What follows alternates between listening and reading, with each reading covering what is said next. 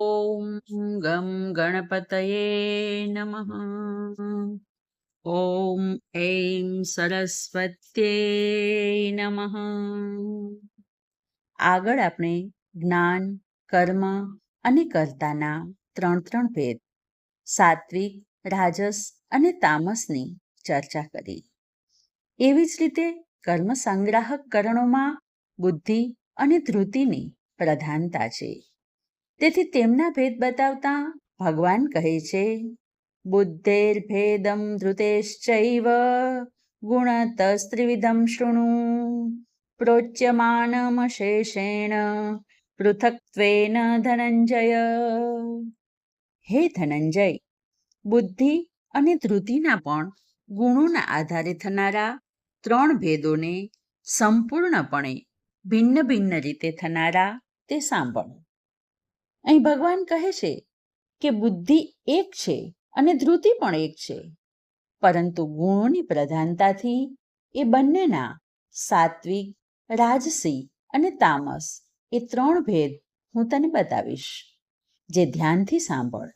અને પછી સાત્વિકી બુદ્ધિના લક્ષણો બતાવતા ભગવાન આગળ કહે છે, પ્રવૃત્તિમ ચ નિવૃત્તિમ ચ કાર્યાકાર્યે ભયાભયે બંધમ મોક્ષમ ચ યા વેત્તિ બુદ્ધિ સા પાર્થ સાત્વિકી. હે પાર્થ, જે પ્રવૃત્તિ અને નિવૃત્તિને, કાર્ય અને અકાર્યને, ભય અભયને તથા બંધ અને મોક્ષને યથાર્થ રીતે જાણે તે બુદ્ધિને સાત્વિકી બુદ્ધિ કહેવાય. શાસ્ત્રની આજ્ઞા પ્રમાણે કર્તવ્ય કર્મો કરવા તે પ્રવૃત્તિ અને નિષિદ્ધ કર્મો ન કરવા તે નિવૃત્તિ છે. શાસ્ત્ર, વર્ણ અને આશ્રમની મર્યાદા અનુસાર જે કામ કરવામાં આવે તે કાર્ય અને મર્યાદાથી વિરુદ્ધ કામ કરવામાં આવે તે અકાર્ય છે. ક્યાં ભય કરવો અને ક્યાં ન કરવો તથા ફળની અપેક્ષા સાથે થતા કર્મો એ બંધન ઉત્પન્ન કરે છે અને નિષ્કામ કર્મ એ મોક્ષ પ્રદાતા છે. આ બધા જ ભેદને સાચી રીતે સમજે તે સાત્વિકી બુદ્ધિ કહેવાય છે.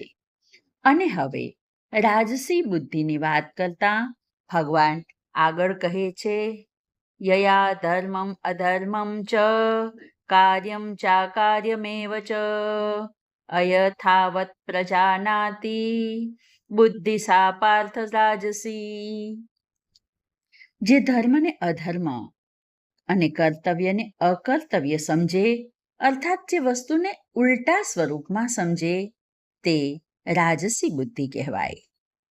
શાસ્ત્રોએ જે કંઈ વિધાન કર્યું છે તે ધર્મ છે અને જેનો નિષેધ કર્યો છે તે અધર્મ છે.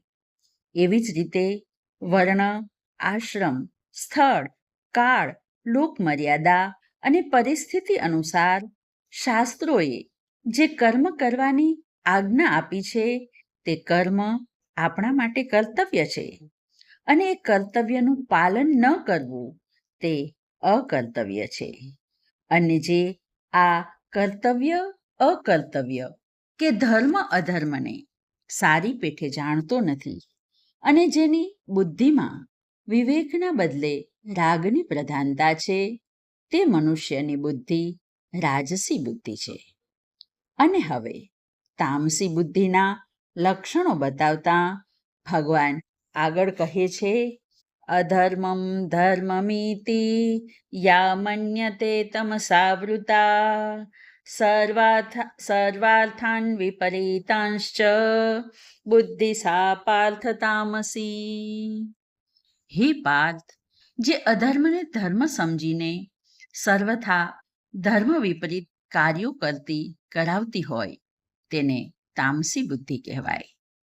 પોતાના આશ્રમ, વર્ણ અને શાસ્ત્રની મર્યાદામાં ચાલવું અને શાસ્ત્ર વિહિત કર્મો કરવા એ ધર્મ છે, પરંતુ તેને જે અધર્મ માને છે અને જે ધર્મથી વિપરીત કર્મોનું આચરણ કરાવે છે તેવી બુદ્ધિ એ તામસી બુદ્ધિ છે. આજે બસ આટલું જ. હરિ ઓમ.